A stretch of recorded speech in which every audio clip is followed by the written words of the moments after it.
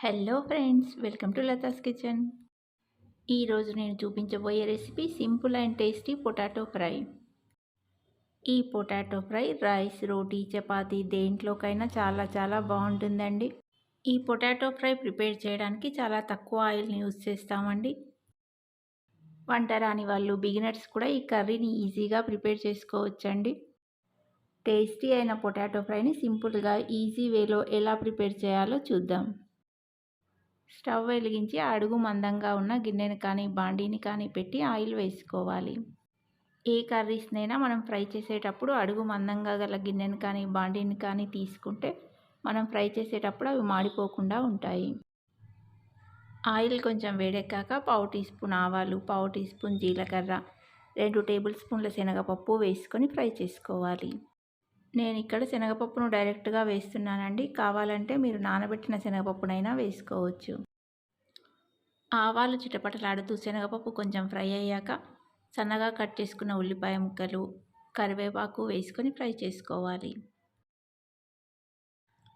ఉల్లిపాయ ముక్కలు కొంచెం ఫ్రై అయ్యాక 1 టీ స్పూన్ అల్లం వెల్లుల్లి పేస్టు, పావు టీ స్పూన్ పసుపు వేసుకొని ఫ్రై చేసుకోవాలి.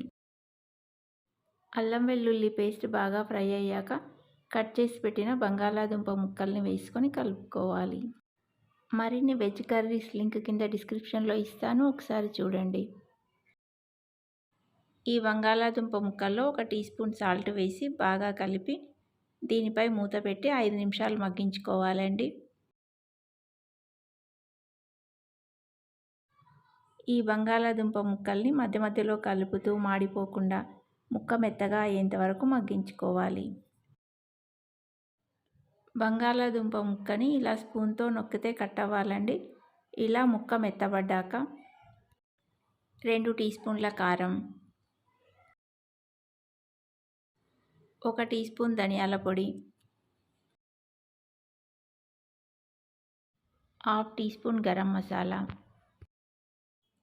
పావు టీ స్పూన్ చాట్ మసాలా వేసుకొని కలుపుకోవాలి.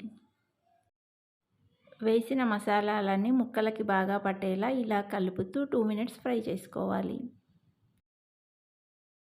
చివరగా కొత్తిమీర తరుగు వేసుకొని కలిపి స్టవ్ ఆఫ్ చేసుకోవాలి.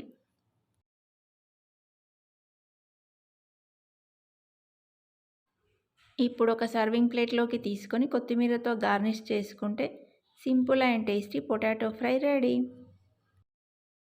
ఈ పొటాటో ఫ్రై పూరి ఇంకా దోశల్లోకి కూడా బాగుంటుందండి.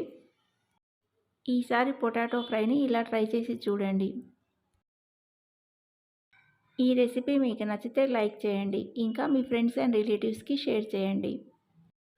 మరిన్ని ఇలాంటి సింపుల్ అండ్ టేస్టీ రెసిపీస్ మీ ఫోన్కి నోటిఫికేషన్ రావాలంటే లతాస్ కిచెన్ ఛానల్ని సబ్స్క్రైబ్ చేసుకోండి. మరొక ఇంట్రెస్టింగ్ రెసిపీతో మళ్ళీ కలుద్దాం. Thanks for watching.